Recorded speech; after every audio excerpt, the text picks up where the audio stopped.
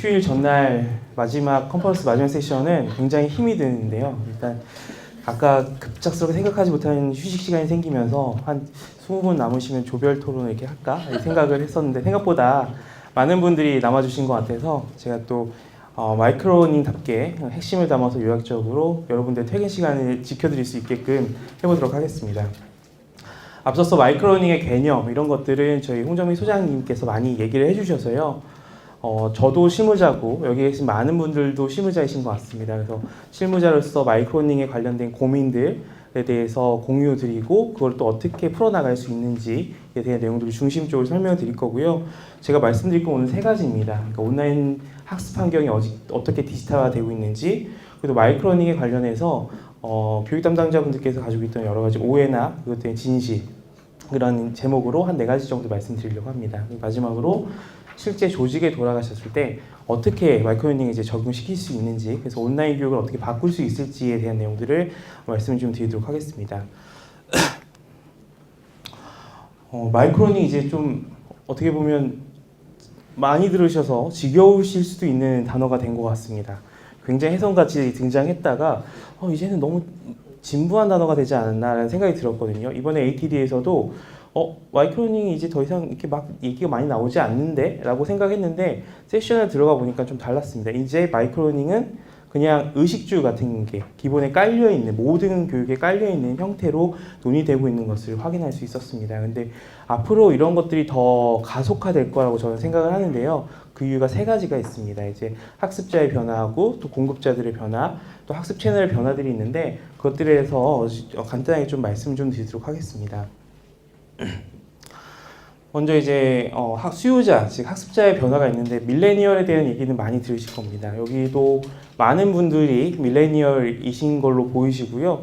저도 밀레니얼이고 약간 좀 늙은 밀레니얼이긴 한데 그런 밀레니얼 세대입니다. 근데 밀레니얼 세대들은 한 3가지 특징들이 있죠. 일단은 디지털 네이티브입니다. 그래서 아기가 있으신 분들은 아시겠지만 그 어린 친구들은 조금 더 밀레니얼보다 더 어린 친구들은 TV 가서 브라운관을 이렇게 손을 열어보고 확대가 안 되면 TV가 고장났다라고 얘기하는 그 세대가 이제 다가오고 있습니다. 점점 더 가속화되겠죠. 두 번째로 짤방, 이렇게 그런 하이라이트 중심의 것들로 컨텐츠를 소비하는 게 굉장히 익숙해져 있습니다. 그리고 세 번째로는 원하는 컨텐츠를 원할 때 찾아서 봅니다. 궁금한 게 있으면 검색해서 바로 봐야 되거든요. 여기서 TV 편성표라는 개념을 알고 계신 분들이 있으실 거예요. 또 저희 때 어렸을 때는 TV 편성표에서 체크해서 뭘 보고 싶은 거를 이제 스케줄을 잡아서 추석연휴에 봤던 기억이 있는데 요즘 세대들은 그렇지 않죠. 원하는 거 바로 찾아서 봅니다. 이런 밀레니얼 세대가 점점 이제 워크포스의 핵심으로 오고 있고요. 더욱이 이들이 시간을 어떻게 쓰냐에 대한 연구를 보면 자세히 설명드리지 않아도 아실 거예요.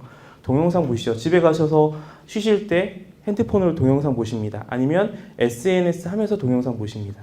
그리고 그때 보는 컨텐츠의 길이가 대부분 3분 미만이라는 거, 이렇게 학습자의 어떤 구성과 습성이 변하고 있다는 거. 두 번째는 이제 공급자의 변화인데요. 이 공급자는 강사가 될 수도 있고 교육 담당자가 될 수 있고 휴넷 같은 전문 기관이 될 수도 있습니다. 첫 번째는 지식이 너무 폭발적으로 상승하고 있다는 거죠. 그래서 아마 일을 하시다가 궁금한 게 있으면 사이버 연수원에서 찾아보기보다는 구글에서 찾아보는 게 있습니다. 실제로 그렇게 되고 또 대표적인 게 그게 지금 유튜브죠. 사실상 유튜브인데요. 이 자료는 유튜브를 어느 목적으로 일주일 동안 사용하는지에 대해서 체크했던 서베이 조사 결과입니다. 유튜브 하면 어떤 연예인이나 재밌는 동영상을 보는 걸로 익숙해져 있지만 사실상 많은 분들이 시사 정보나 교육 학습에 유튜브를 사용하고 있습니다. 저도 역시 책 읽지라나 알려줌 이런 것들 채널들 통해서 지식들을 많이 학습을 하거든요. 이러한 이제 공급자의 변화가 이제 더욱더 가속화되고 있다라는 말씀 드리고요. 세 번째가 이제 학습 채널의 변화입니다. 여기서 틱톡 아시는 분 있으신가요? 틱톡 아시는 분 손 한번 들어주시겠어요? 네, 그 생각보다 많이 아시네요. 틱톡을 알아야 인싸가 되는 요즘의 길이긴 한데요. 틱톡은 15초짜리 동영상을 소비하는 동영상 플랫폼입니다. 근데 이게 중국에서 굉장히 선풍적인 인기인데 중국 상해 지역에서는 중학생들이 이거를 하루에 40분 정도까지 쓴대요. 15초짜리 동영상을 40분을 계속 보는 겁니다. 그러니까 엄청나게 이 소비가 늘어나고 있고요. 여기 그림에 보면은 앱 다운로드 순인데 뭐 대부분이 동영상 소비와 관련된 컨텐츠 어플리케이션들입니다. 그리고 이 모든 것들을 지금 대부분 모바일로 저희가 학습하고 있다는 거 더 설명드리지 않아도 충분히 아실 것 같습니다. 그래서 제가 마이크로러닝이 왜 앞으로 더 지겹지만 계속 될 것이냐라고 한마디로 말씀드리면요. 이거 뭐라고 정리할까 하다가 푸푸스스 시대에 가장 적합한 컨텐츠가 마이크로러닝이다라고 저희는 한 줄로 정리를 했습니다. 그러니까 개인화된 지식을 핵심만 담아야 되고요. 그게 검색이 되어야 되고 그거를 스마트폰으로 되어야 요즘 사람들이 소비하기 때문이죠. 이것이 바로 마이크로러닝의 특징하고 너무나도 잘 맞습니다. 그래서 앞으로 계속적으로 온라인 교육은 마이크로러닝이 가속화될 거다라고 말씀드릴 수 있고요. 실제로 HLD에서도 이것들이 이제 점점 많이 들어오고 있습니다. 대표적인 공기업이 한국전력하고 AI생명 외국계 기업이죠. 여기서 저희 휴대타고 마이크로러닝을 같이 하고 계신데요. 이거에 대해서 어떻게 도입하게 되셨는지에 대한 인터뷰 내용을 영상을 잠깐 보시도록 하겠습니다.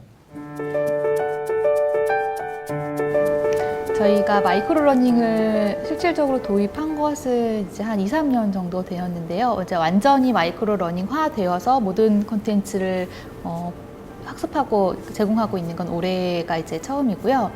처음에 시작하게 된 계기는 일단 저희 그 전체 직원의 인적 구성이 점점 이제 밀레니얼 세대들이 많이 입사를 하면서 젊은 층의 그 유입이 굉장히 많이 늘어났습니다. 그래서 이 친구들은 굉장히 영상과 유튜브 등에 이제 익숙하고 학습하는 것도 이 마이크로러닝 콘텐츠에 굉장히 익숙해져 있는 층이기 때문에 그래서 이 직원들에게 좀 더 맞는 학습 방법을 찾다 보니 짧고 핵심적인 이런 마이크로러닝을 전면적으로 도입을 해야 되겠다라고 결정을 하게 되었고요. 그렇죠. 아무래도 최근에 뭐 세밭이라든지 여러 어떤 플랫폼을 통해서 좀 짧으면서 좀 이렇게 강력한 콘텐츠들이 TV나 어떤 지상파로부터 많이 좀 제공이 좀 되고 있잖아요. 근데 이제 그런 콘텐츠들에 대한 욕심이나 그걸 좀 많이 보고 싶어 하는 그런 시대적인 어떤 요구? 이제 이런 부분들 때문에 이거를 좀 빨리 도입을 해야 되겠다. 또 하나는 저희가 이제 금융업계 중에 보험업계이기는 하지만 보험만 알아서는 또 안 되거든요. 그러면 다른 어떤 뭐 매니저 같은 경우는 리더십에 대한 부분이라든지 그다음에 최근 트렌드에 대한 어떤 마케팅 트렌드라든지 이런 거에 대한 수요는 늘 있었기 때문에 이거를 좀 효율적으로 제공을 해야 되는 그런 부분들을 많이 좀 고민을 했었죠. 비슷한 일을 하시는 분들의 의견이기도 합니다. 실제 이제 HLD에서 이제 마이크로러닝이 이제 뭐 대세다, 이미 대세다라고 얘기할 수 있고요. 제가 두 번째로 얘기해 드릴 거는 그래서 실제로 하려고 하는데 생각보다 알겠는데 개념은 알겠는데 이걸 진짜 하려고 하니까 조금 걸리시는 몇 가지 포인트들이 있습니다. 그래서 그거에 대해서 엄청 대단한 내용이 있지는 않지만 알고 계신 내용들도 있으실 거예요. 같이 생각을 정리해보고 아이디어를 나눈다라는 생각으로 제가 말씀 좀 드리도록 하겠습니다. 첫 번째는 마이크로러닝은 동영상이다 라고 생각하실 수도 있습니다. 동영상이 굉장히 효과적인 학습 도구인 건 맞습니다. 하지만 모든 걸 동영상으로 만들 수 있을까요? 보통 저희가 이제 고객사에 계신 분들을 만나고 했을 때 아르바이트를 고용해서 편집을 시키고 하면 하루에 한두 편 만들어냅니다. 근데 마이크로러닝을 제대로 활용하려면 한 10,000몇 편이 있어야 되는데 그걸 만들 수 있을 것인지에 대해서 굉장히 많은 고민을 가지고 계시거든요. 근데 마이크로러닝의 정의를 생각해 볼 필요가 있는 것 같습니다. 한 개의 컨텐츠에 한 개의 메시지가 담겨서 그 한 개의 행동 변화를 만드는 것이 이 마이크로러닝의 정의입니다. 그래서 이거를 달성하기 위해서는요, 꼭 영상이 아니어도 되는 것 같고요. 영상과 다른 것들을 엮을수록 오히려 더 효과가 높다라고 지금 경험상으로 말씀드릴 수 있을 것 같아요. 그래서 실제로 텍스트 콘텐츠 굉장히 훌륭한 마이크로러닝의 도구입니다. 그래서 저희도 퍼블리라든지 밀리의 서재 같은 그리고 또 브런치에 있는 유명한 작가님들 관련돼서 저희가 협업을 많이 하고 있고요. 그걸 마이크로러닝의 요소로서 많이 제공해드리고 있습니다. 두 번째는 오디오 콘텐츠도 중요합니다. 팟캐스트. 미국에서는 팟캐스트로 학점을 인정해주고 있는 사례들이 많이 늘어나고 있습니다. 생각보다 중장년층에 계신 분들이 팟캐스트를 잘 듣습니다. 그래서 이런 것들도 마이크로러닝을 충분히 활용하실 수 있고요. 세 번째 카드 뉴스, 망고보드 아시죠? 굉장히 쉽게 메시지를 핵심적으로 전달할 수 있기 때문에 이런 걸 중심으로도 영상들과 엮어서 활용하시면 마이크로러닝이 굉장히 효과적입니다. 네 번째는요. 이쁘지 않아도 됩니다. 그냥 현업에 있는 문서나 사진들 그거 활용하셔도 되고요. 이제 더 이상 학습자들이 이쁘지 않다고 학습하지 안 한다 이렇게 하지 않아요. 내용이 좋으면 학습을 합니다. 그렇기 때문에 첫 번째 마이크로러닝의 정의에 달성할 수 있다면 동영상이 아니더라도 적극적으로 활용하시면 좋겠다고 좀 말씀드리고요. 두 번째가 교육 담당자가 모든 콘텐츠를 제공해야 한다라는 인식에서 조금씩 벗어나실 필요가 있을 것 같습니다. 잠깐 설명드렸었는데 63%가 원하는 학습의 자원으로 오픈소스를 사용하고요. 31%만 조직 내 콘텐츠를 사용한다고 합니다. 이제 이거 받아들여야 됩니다. 이제 교육 담당자들이 현업에서 요구하는 콘텐츠를 못 만들어준다. 내가 무능한 것이 아니다. 이건 자연스러운 것이다. 라는 것을 받아들일 필요가 있고요. 이걸 어떻게 해결할지에 대해서 고민하실 필요가 있습니다. 저희는 이제 두 가지를 말씀드리는데요. 첫 번째, 다양한 콘텐츠 생태계 협력을 강화해야 된다. 이 말은 실제로 저희 뭐 휴넷 같은 전문 기관들도 있지만 유튜브의 유명 크리에이터들, 또 미디어 스타트업들 이런 곳들하고 협력을 조금 더 강화하시는 것도 좋을 것 같습니다. 좀 유연하게 생각을 넓히셔서요. 그분들한테 우리가 필요한 컨텐츠에 대한 것들을 말씀드리고 같이 좀 선택적으로 같이 협업을 하신다면요. 오히려 젊은 세대들이 원하는 컨텐츠의 감성은 여기서 더 잘 뽑아낼 수도 있습니다. 그래서 저희 휴넷도 이런 분들하고 더 독점적으로 관계를 맺고 저희가 제공드리지 못하는 컨텐츠들을 제공드릴 수 있도록 지금 노력을 하고 있고요. 두 번째는 현업에 계신 분들을 많이 이용해야 되는데요. 이 얘기는 굉장히 리스크합니다. 지금도 충분히 현업 리더들을 괴롭히고 있거든요. 지금 사내 강사분들 많이 활용하시는데 이 사내 강사는 대부분 일을 잘하고 그렇기 때문에 굉장히 바쁘신 분들입니다. 굉장히 바빠 죽겠는데 일까지 교육까지 만들려고 했을 때 그게 너무 부담스러운데요. 그랬을 때 뭐 기존에 하는 방법은 뭐 이제 크로마키 앞에 서서 이렇게 영상 찍고 막 이렇게 하자라고 하면 굉장히 부담스러우시거든요. ATD에서도 그렇기 때문에 그런 어떤 부담을 없애주기 위해서 저작 도구들에 대한 발전이 굉장히 발달하고 있습니다. 쉽게 말해서 블로그에 글 쓰듯이 페이스북에 타임라인에 글 쓰듯이 쓰면 하나의 컨텐츠로 만들어질 수 있도록 하는 저작 도구들이 발달하고 있고 이거에 대한 사용법을 알려드리고 독려하는 방식이 바뀌어야 되고요. 이거에 대한 설명은 뒤에 부분에 좀 자세하게 좀 말씀드리도록 하겠습니다. 세 번째, 짧은 콘텐츠가 학습이 제대로 될까? 과연 긴 콘텐츠를 짧게 자르면 될까? 뭐 이런 질문들이 많이 나옵니다. 그랬을 때 이것도 제가 말로 하는 것보다 이 두 분들이 하신 인터뷰 영상 잠깐 보고 오도록 하겠습니다. 마이크로러닝 핵심이 짧고 간결하지만 핵심적인 내용을 담아야 된다라고 하는데요. 제가 생각할 때는 길다고 해서 학습자에게 그만큼의 100%의 효과를 줄 수 있느냐라고 봤을 때 그건 아니라고 생각을 하거든요. 오히려 학습자들이 집중할 수 있는 기간은 한정이 되어 있는데 컨텐츠 길이만 길어진다면 학습 효율이 오히려 줄어들 거라고 생각을 해서 길이는 물론 줄었지만 핵심적인 부분을 전달하는 거 있어서는 오히려 오래 기억에 남을 수 있고 더 효과적이지 않을까 생각을 합니다. 오히려 영상이 길면 최근에는 뭐 페이스북이나 이런 걸 통해서 영상을 볼 때 저도 뭐 2분 이상 넘어가는 영상은 잘 안 보려고 하거든요. 그러니까 짧은 시간이 중요한 게 아니라 그 짧은 시간 안에 좀 어떤 컨텐츠가 있느냐가 더 중요한 거겠죠. 그래서 시간에는 저는 그렇게 큰 영향은 없다. 그리고 저희가 여러 가지 컨텐츠를 올려보고 좀 시험을 했을 때에도 길게 들어가는 영상 같은 경우는 보는 비율이 굉장히 많이 줄어들더라고요. 그래서 짧게 원하는 어떤 내용 한두 가지만을 정확하게 전달을 하는 그런 게 훨씬 더 좋지 않을까 저는 그렇게 보고 있습니다. 공감하시는 것 같아요. 그런데 과연 정말로 다 효과적이냐? 아이고 장표가 하나 빠졌지만 설명드리도록 하겠습니다. 앞에서 저희 홍정미 소장님 말씀하셨던 것처럼 초기 입문 단계 어떤 프레임을 세워야 되는 입문 단계 교육에서는 지금도 매크로한 교육들이 굉장히 효과적입니다. 집중적으로 교육을 시키시고요. 어느 정도 숙련이 된 다음에는 각각 개별적으로 필요한 부분들만 마이크로러닝을 조금 더 공급을 해주시는 게 훨씬 학습 효과가 높다는 게 연구 결과로 많이 나타나고 있습니다. 생각해 보시면 아시겠죠. 과장 한 중간 정도 됐는데 다시 과장 역량 2박 3일 과정 한다고 하면 많은 분들이 한 반절 정도는 주무시거나 이렇게 되는 상황들을 보실 수도 있거든요. 그러니까 그것들이 그분의 학습 의지가 없는 게 아니라 내가 알고 있는 내용이기 때문에 학습 동기가 떨어지는데 꼭 그렇게 하지 않고 마이크로러닝 중심으로 그분들한테 필요한 것들만 큐레이션해서 제공해 주시는 게 더 효과적이라는 말씀 좀 드리고요. 마지막 네 번째로는 좋은 컨텐츠를 이제 만들기만 하면 된다.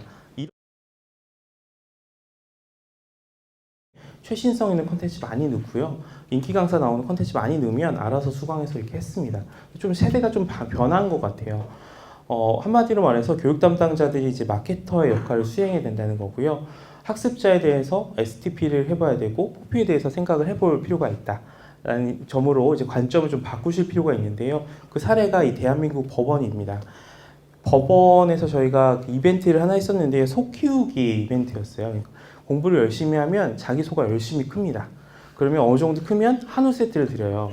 그랬더니 대한민국 그 판사분들이 엄청 열심히 공부를 하세요. 그러니까 이렇게 되게 보수적인 집단에서도 이런 학습 독려를 하게 되니까 한 4배 정도 실제 데이터입니다. 그 수강 신청이나 로그인 횟수가 급격하게 늘어나는 걸 저희가 데이터를 볼 수 있었거든요. 그래서 마케팅이라는 게 별게 아니고 게이미피케이션 요소들 그리고 또 큐레이션 요소들을 어떻게 마이크로러닝에 적용할 수 있을지에 대해서 함께 고민을 해주셔야 된다는 걸 좀 말씀드리려고 합니다. 예, 이제 세 번째로 이걸 이제 돌아가서 조직에서 적용하려면 어떻게 해야 될 것인지에 대한 부분에 대해서 설명을 좀 드리려고 합니다. 제가 좀 말이 빠른가요? 괜찮으신가요? 네. 네, 빨리 퇴근 시간을 보장드리기 위해서 좀 마음이 급한데 일단 마이크로러닝 우리 조직에 적용하기 위해서는 제 생각하기에는 일단 컨텐츠 개발 방식 변해야 되고요. 마이크로러닝에 적합한 플랫폼 구축하는 데서 고민하셔야 됩니다. 그리고 세 번째, HRD 담당자 스스로 일하는 방식에 대해서도 고민을 좀 하셔야 될 것 같거든요. 첫 번째 컨텐츠 개발 방식 변화는 앞에 저희 홍영민 소장님 브리핑에서 있었던 애자일 방식들을 적용할 필요가 있는데 일단 빠르게 트렌드 반영해야 됩니다. 그래서 당장 핫한 콘텐츠가 있어야 되고요. 현업에서 배울 수 있는 콘텐츠들이 자기 플랫폼에 있어야 됩니다. 그리고 남의 얘기가 아니고 우리 얘기를 담은 콘텐츠를 제공해야 되기 때문에 에디 모형도 좋지만 이 애자일한 방식으로 콘텐츠 개발 방식 변해야 된다라는 말씀드리고요. 두 번째 마이크로러닝 플랫폼을 구축을 하셔야 되는데 두 가지 경우가 있는 것 같아요. 내부 구축하실 수 있고요. 휴넷 같은 외부 솔루션을 도입하실 수 있고요. 또 휴넷을 같은 외부 솔루션 도입할 때도 한 3가지 종류로 좀 나눠집니다. 그래서 본인 상황에 따라서 고려하셔야 될 것 같고 마지막 HR 담당자 역할 변화에 대해서도 간단하게 핵심적으로 내용들을 좀 설명드리도록 하겠습니다. 컨텐츠 개발 방식의 변화, 이 애자일에 대한 부분은 제가 뭐 별도로 더 설명을 드릴 필요는 없을 것 같고요. 간단하게 말하면 이제는 품질보다 속도가 더 중요하다. 그리고 어떤 B급 감성은 용서해도 뒷부분 이제 학습자들이 용서하지 못한다. 이런 것들. 그리고 이제 과정 개발하실 때 기획서보다는 프로토타입부터 이제 시작을 하시면서 발전하실 필요가 있다라는 말씀 좀 드리고요. 두 번째 부분이 저희 이제 마이크로러닝 플랫폼 구축에 관련된 부분입니다. 아마 회사 내부에 IT 자원이 충분히 있으실 경우에는 이런 플랫폼들을 개발하실 수 있을 것 같은데요. 여기 제가 정리해 놓은 게 한 8가지 정도가 이제 마이크로러닝 플랫폼과 관련된 시스템 요소들입니다. 뭐 LMS 같이 익숙한 용어들도 있으실 거고 LRS 같은 새로운 좀 단어들도 나오실 건데요. 이 모든 것들을 다 꼭 구축해야 되냐 그렇지는 않습니다. 실제 그 기업 내부 요구사항에 맞게끔 적용하실 필요가 있는데 제가 이거 하나씩 설명드리기보다는 제가 예시에 대표적인 그 서비스 업체들을 적어놨거든요. 실제 검색해 보셔서 들어가 보시면 트라이얼이나 데모들을 충분히 활용해 보실 수 있으니까 보시면 감이 잡히실 것 같고요. 두 번째 이게 제가 오늘 하고자 하는 본론이기도 합니다. 사실 마이크로러닝을 외부 솔루션에 도입을 할 때 특히 저는 휴넷 사람이니까 휴넷에 솔루션을 도입을 하고자 했을 때 저희가 이거 마이크로러닝 솔루션인 쌤을 개발한 지가 한 2년 정도 됐거든요. 2년 정도 지나면서 고객분들하고 얘기를 나눠보니까 그 도입할 때 3가지 정도의 경우로 나눠집니다. 일단 플랫폼만 이용하신 경우가 있어요. 이럴 때는 회사 내부에 자체 컨텐츠들이 굉장히 있으신 경우가 있고요. 두 번째는 플랫폼하고 컨텐츠, 그러니까 휴넷이 제공한 마이크로러닝 컨텐츠까지 같이 이용하고 싶다 하신 경우가 있고, 세 번째로는 아예 마이크로러닝 기반으로 교육 체계를 변화하고 싶으니까 교육 전략 컨설팅부터 같이 해주세요. 이 3가지 경우가 있습니다. 그래서 아마 본인 조직에 맞는 상황에 따라서 이런 3가지 종류 중에서 외부 업체하고 협업을 준비해 보시면 좋을 것 같고요. 이 쌤이 어떠한 기능들을 갖고 있는지 특징들을 잠깐 좀 설명을 좀 드리도록 하겠습니다. 이거는 이 휴넷 마이크로러닝 솔루션 쌤은 크게 4가지 요소로 구성이 되어 있는데요. 컨텐츠 부분, 소셜 러닝 부분, 어댑티브 러닝 부분, 매니지먼트 부분이 이렇게 되어 있습니다. 제가 빠르게 좀 설명을 드리면요. 저희 휴내 마이크로러닝 솔루션 쌤에는 저희 컨텐츠 전략으로 저희가 3C라는 걸 가지고 있어요.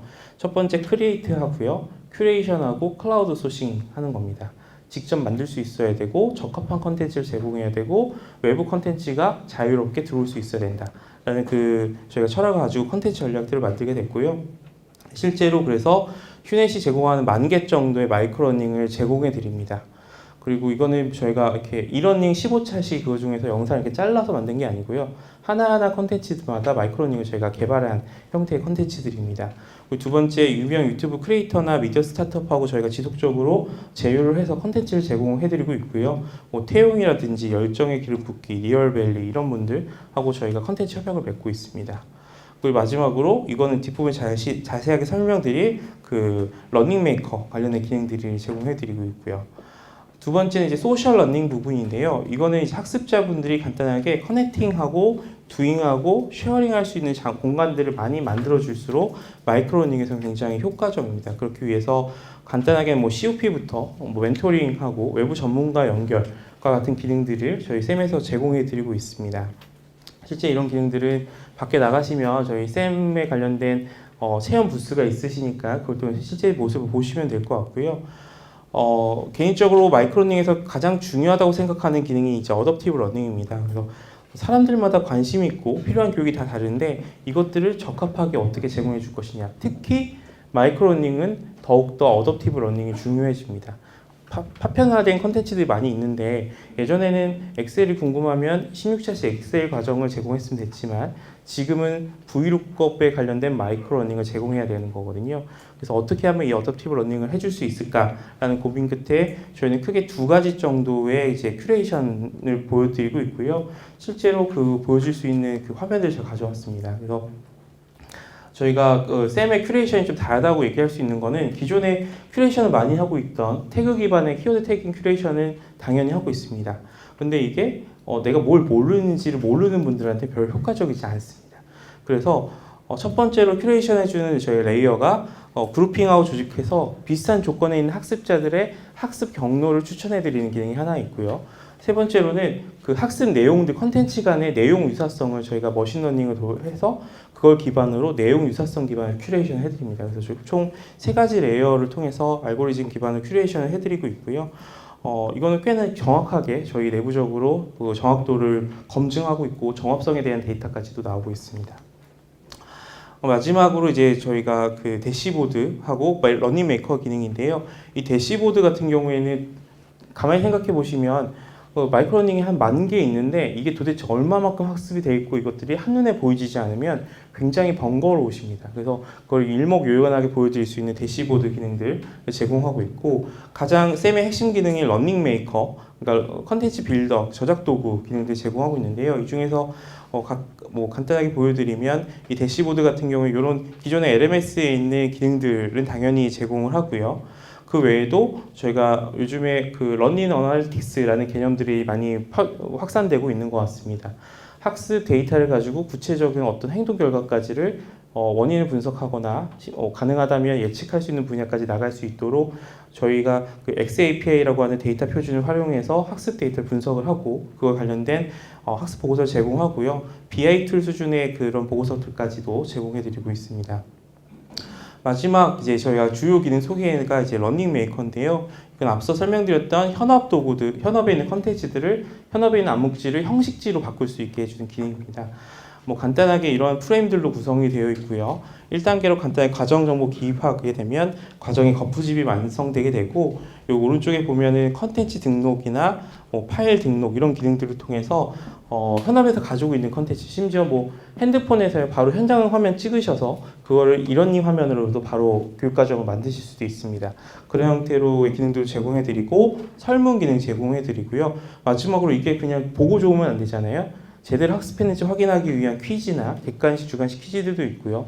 이런 것들이 기입하기만 하면 내용이 준비만 돼 있다면 작성하는 데까지 그리고 작성해서 교육 과정으로 나가는 데까지 10분 정도면 하나의 과정을 만드실 수 있습니다. 그리고 더불어서 관련된 동영상 편집 기능까지 연동돼서 제공되는 기능이고요. 제가 이렇게 설명드리기보다는 나중에 나가서 한번 이미 보신 분들도 있겠지만 러닝메이커들 한번 체험해 보시면 좋겠습니다. 마지막으로는 이제 교육 체계 자체도 컨설팅 해달라고 하시는 분들이 있습니다. 그러니까 HRD 컨설팅은 이미 많은 분들이 해 있고요. 많은 기업들이 이미 준비가 되어 있는데 뭔가 디지털 트랜스포메이션에 맞는 HRD 전략들이 필요하다라는 요구들이 최근에 많이 생기고 있습니다. 그래서 저희가 실제로 국내에 있는 몇몇 기업들 그리고 공기업들하고 지금 컨설팅 프로젝트를 하고 있고요. 직무 단위에 대한 전략, 조직 단위, 디지털 육성 전략에서 과연 디지털 트랜스포메이션 상황에서 HRD는 어떻게 해야 될 것인지에 대한 내용들 협업들을 같이 하고 있습니다. 세 번째 마지막입니다. 그래서 HR 담당자가 그래서 온라인 교육에서 마이크로러닝으로 많이 변하게 된다면 어떻게 변해야 될 것인가에 대한 부분인데요. 이 왼쪽에 있는 학습 방식의 변화는 앞에 스테파니 남 대표님이나 저희 홍정희 소장님께서 말씀해 주셨던 내용들의 요약입니다. 사실 그랬을 때 우리는 일하는 방식을 어떻게 바꿔야 되냐에 대한 정리된 자료고요. 인스트럭터 디자이너에서 이제 러닝 익스피리언스 디자이너로 바뀌어야 되고 트레이너에서 큐레이터로 변해야 되고요. 러닝 비즈니스 파트너에서 마케팅적 요소들을 강화해야 되고 프로그램 매니저에서 러닝 테크놀로지나 러닝 사이언티스트로 점점 자기의 컨셉을 바꿔나갈 필요가 있습니다. 그리고 LMS 관리자에서 데이터 분석가로 HRD 역할이 변화해야 된다라고 지금 ATD에서 얘기하고 있고 한 줄로 말하면 이제 그게 트레이너에서 큐레이터로 우리 스스로의 역할을 변화해야 되고 또 마이크로러닝 기반 HRD에서 이것들이 더욱더 가속화될 것이다 라고 좀 말씀드릴 수 있을 것 같습니다. 제가 한 5분 정도 넘겼는데요. 간단하게 좀 말씀드리면 앞서 나왔던 모든 거, 이제 큐레이션, 러닝 저니, 플립 러닝 모든 것들이 가능하려면 마이크로러닝이 있어야 됩니다. 그러니까 제가 좀 비유가 적절할지 모르겠지만 배아줄기 세포 같다고 저는 생각하거든요. 마이크로러닝부터 시작을 하신다면 HRD 디지털 트랜스포메이션이 성공적으로 갈 수 있는데 기초가 될 것이라는 말씀 좀 드리고요. 그 와중에 휴넷하고 많은 협업을 하실 수 있는 기회가 있었으면 좋겠습니다. 감사합니다.